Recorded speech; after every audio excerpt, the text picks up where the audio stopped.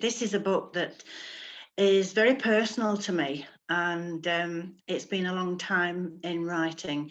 It was a story that kept nagging at me, so I decided I'd better do something about it. And it's been a long journey, but I'm delighted with this recognition, absolutely delighted. I've always written, but I never did anything about it, short stories, poems, things like that. It wasn't until I got cancer in my 40s that I decided I'd better pluck up the courage and send something out. I've been really lucky because Honno, who is the longest standing women's independent press in the UK, to pick up on my books, and they've published all my books. And the other thing I've been fortunate with down here is forming a community of writers around me, people I could support, and people who supported me, something I really appreciated.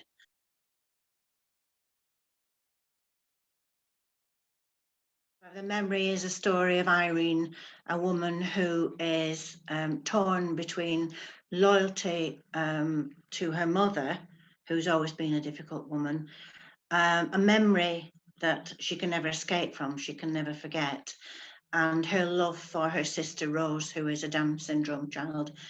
And within its pages, the memory has got poignancy, sadness, but also humour.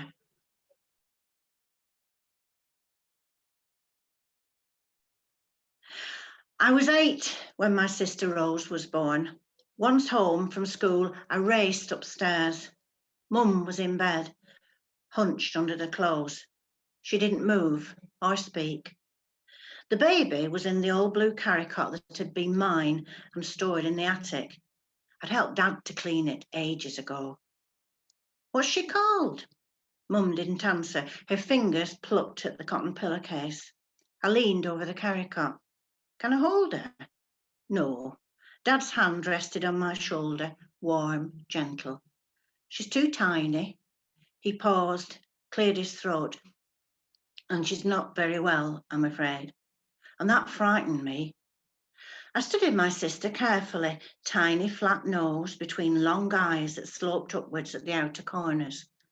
A small crooked mouth pursed as though she was a bit cross about something. I could see the tip of her tongue between her lips. She doesn't look poorly. I tilted my head one way and then another, studying her from different angles. Nope, except for the little twist in her top lip, which was very cute. She looked fine.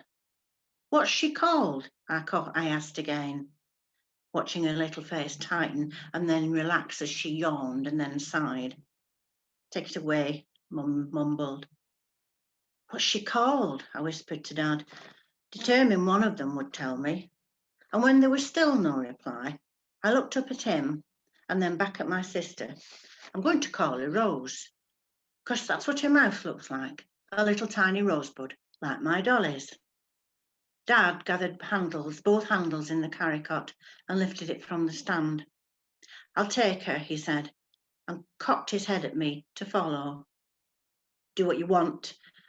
Mum's voice was harsh. I don't want that thing near me. I knew she meant the baby, my baby sister. Something was happening I didn't understand, but I knew it was wrong to call a baby it. That's mean, I whispered. Mum held her hand above the covers. Irene, you can stay. She pointed to the hairbrush on the dressing table, pushing herself up in bed. Fetch the brush, I'll do your hair. The words were familiar. It was something she said every day, but her voice was different. It was as though she was trying to persuade me.